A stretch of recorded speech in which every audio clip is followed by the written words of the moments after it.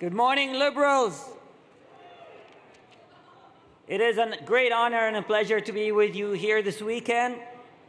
And it's also a greater honor to introduce the Right Honorable David Miliband. David Miliband studied at Oxford and the MIT. He started his career as a policy analyst at the Institute for Public Policy Research.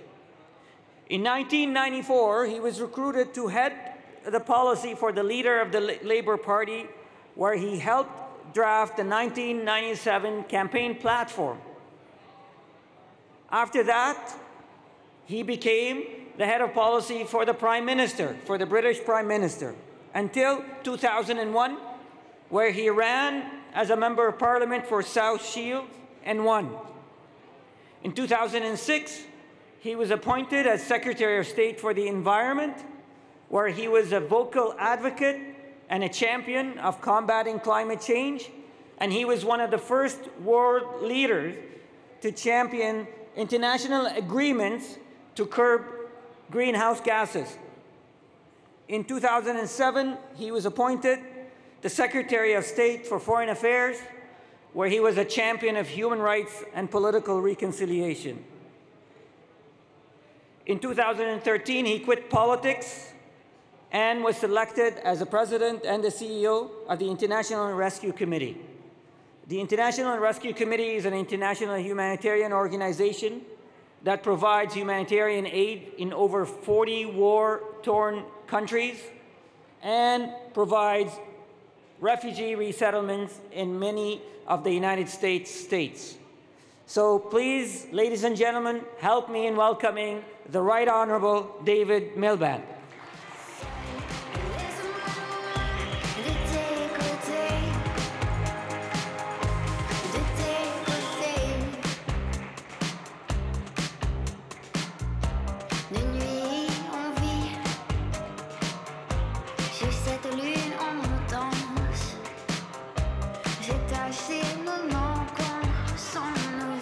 Thank you, Omar.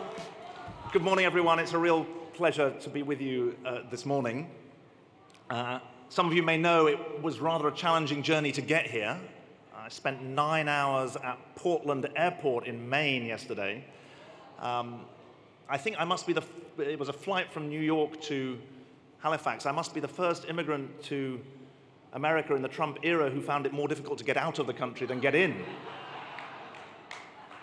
But this is really a privilege to be here because as a Brit who lives in the US, it's really inspiring to be with a group of people who are passionate, idealistic, progressive, and not standing on the sidelines, but actually in government, making change for your own constituents here and for people around the world.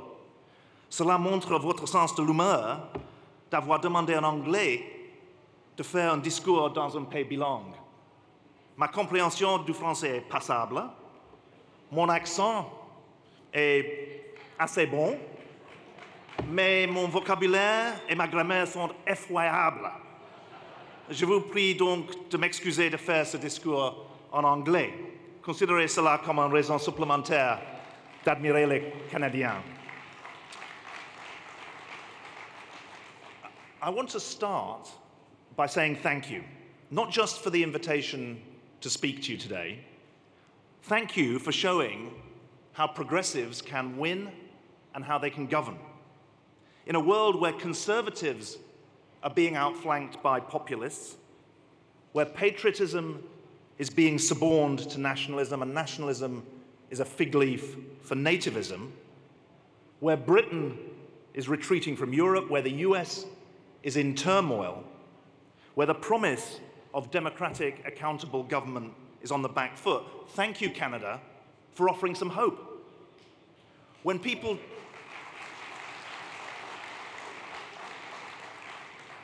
talk about the lost centre-left, the reply should be to look to Canada.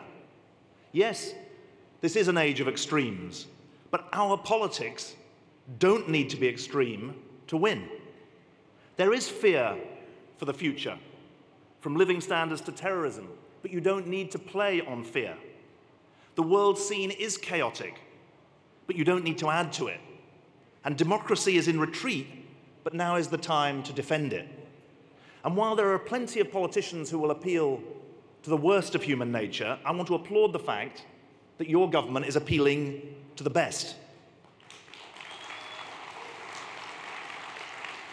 You have shown that while charity should begin at home, it must not end at home by raising your development spending every year. You have stuck to the facts about international trade, despite a trade deficit with the US, while your neighbor attacks you with fake news, despite the fact that they've got a surplus. You've said again and again that the multilateral system is a vital part of a stable world. You've stood by your allies by refusing to accept Russian use of chemical weapons on European soil and taking action to say no, niet. You've had the common sense, if I may say so as someone who's not a Canadian, you've had the common sense to elect a feminist prime minister. But you've also had the vision to call for a feminist humanitarian assistance policy. And you've responded, and Omar reflected this and referred to it, you've responded to the biggest refugee crisis since the Second World War, not by turning your back, not by peddling scare stories, but by asserting our common humanity and welcoming Syrian refugees to your shores. Thank you for that leadership. These are people who are victims of terror, not terrorists. They've lost everything. They've been spurned by their own government, scorned by armed opposition groups, driven from their homes. And the thanks are not just from me. They're leading an NGO that works around the world. We're partnering with your development ministry in Nigeria, Chad, and Cameroon. So the thanks are from the people that we serve with Canadian dollars. The Nigerian boy in Borno State who's able to receive life-saving healthcare and nutrition. The Chadian girl in Kaya Prefecture who's receiving trauma counseling after sexual violence. That is what is at stake in this political battle at the beginning of the 21st century. Populists who play on fear of globalization and a rejection of liberalism to offer a better yesterday. In opposition, us, progressives, who show the way to manage change. I want to remind you that just 800 kilometers from here, in 1941, Churchill and Roosevelt signed the Atlantic Charter in Placentia Bay, Newfoundland. It was the birth of the liberal international order. It was liberal because for the first time, human rights were center stage in international relations. It was international because for the first time, global standards, global norms were established. And it was an order because for the first time, relations between states were mediated by new international institutions with the resources to incentivize cooperation, not just competition. Don't let anyone tell you this liberal international order is some kind of self-serving, elitist plot. It's not. It's a revolution in life chances. It represents a revolution in life chances for the most vulnerable people in the world. And I see this every day in my work, running an NGO with staff on the front line of humanitarian crisis around the world. In Yemen, the world's largest humanitarian crisis, 22 million people in need, cholera let loose.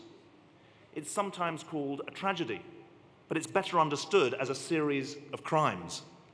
And I see it too in the unfinished war in Syria, where those with strategy in the Assad regime and its allies show no care for human life, and those who profess care for human life have no strategy. I see it too, and I know this matters to people here, in the fate of 800,000 Rohingya driven from their homes in Myanmar, now sheltering in Bangladesh, with 400,000 of them unserved by current levels of aid assistance. I really want to thank your government and Bob Rae personally for his appointment as a voice of humanity and sanity on the Rohingya issue. As he says, this is a litmus test for foreign policy. Victims of terror of their fellow countrymen, the Rohingya now await the terrible power of monsoons and cyclones in half-built hutches with insufficient health provision, inadequate water, lack of sanitation. The problem with the liberal international order for these people is that it doesn't exist. The norms are disregarded, the rights ignored, the best practice disowned. In total, 65 million people displaced by war and persecution, 25 million of them refugees. Now, I know that the critics say that Canada's action in welcoming refugees to your shores is a drop in the bucket. I call it an example that others should follow. Just using the figures for 2017, if the US and Europe had accepted refugees in the same proportion to population as Canada, then instead of languishing in poverty in Jordan or Lebanon or Pakistan, 800,000 refugees would have been able to start a new life afresh. That's why your work is an example around the world. So this is not just a time for thanks. It's a time for asks, for reform and for renewal. For example, we who believe in the multilateral system need to be the reformers of the system for protecting civilians in war. France has proposed that the veto in the UN Security Council should be suspended in cases of mass atrocity. Because no one should be able to veto resolutions that address mass atrocities, we should all be supporting that change. And we who believe in the value of international humanitarian aid need to be the reformers of the aid system. Yes, we need more aid, but we also need better aid. We need aid which is tied to clear results and outcomes. We need aid which is transparent about where the money goes. And we need aid which is based on evidence of what works. These are at the heart of the strategy that you are putting forward. But there is an immediate test that we face. We need to be the people who, after the years of rhetoric, actually put the interests of women and girls first in the aid system. The Me Too movement in the West has rightly redefined the agenda around sexual harassment in the West. It's time for the women and girls caught up in conflict to be able to have their voices heard too.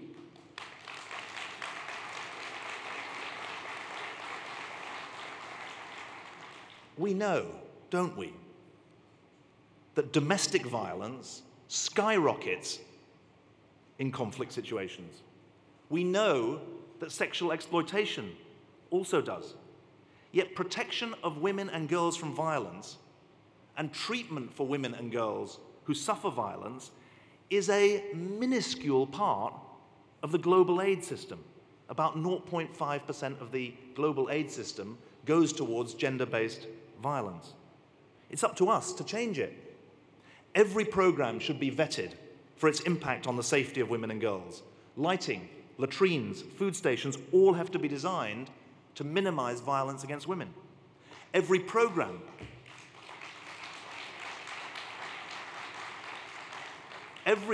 should be seeking to narrow inequalities between men and women. Every NGO needs to make best practice the normal practice inside our organizations. And across the board, the best way to defend the liberal international order is not to pretend it's perfect. Instead, it's to expose its imperfections and put them right. Here's the truth about the populists who face us. They rail against foreigners, they blame everything on outsiders, but in fact they're popular until they get elected because they haven't got answers. We have to provide those answers. I know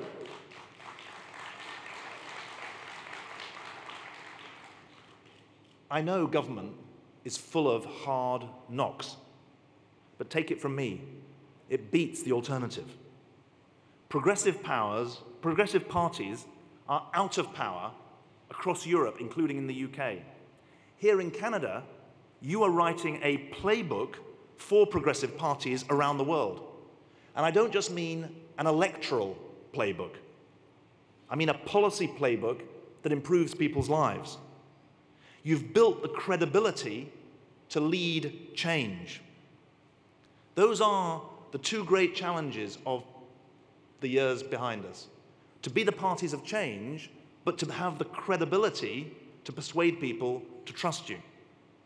It's easy to believe that somehow credibility is a price we pay, an impediment to real change. I see it the other way around. The times are turbulent. People do want change, but they'll only trust us to make change if we're credible in the claims that we make. I think that's what you're getting right. You don't apologize for reforming public services. You don't apologize for taking a tough stance on terrorism. You don't apologize for standing up for Canada's interests. But because you're credible, it allows you to take 300,000 people out of poverty. It allows you to strengthen Canada's pension system, to put a price on carbon, to welcome refugees, to decriminalize marijuana, to raise public investment, and if I understand it right, to take drinking water to all Indigenous communities.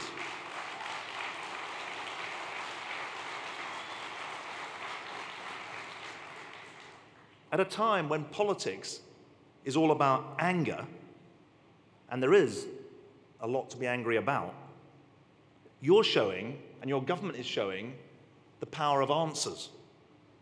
So thank you for sticking to your principles. But more important, thank you for showing how they can be put into practice. I'm sorry not to be partnering with you from government. But I'm glad to be partnering with you from a committed NGO founded by Albert Einstein to rescue refugees from Europe, now working with 17,000 staff on the front line in 40 countries around the world, working around the world for the most vulnerable people with you. We're proud to partner with you. We know the world is watching, and we want to do more together in the future. Thank you very much indeed.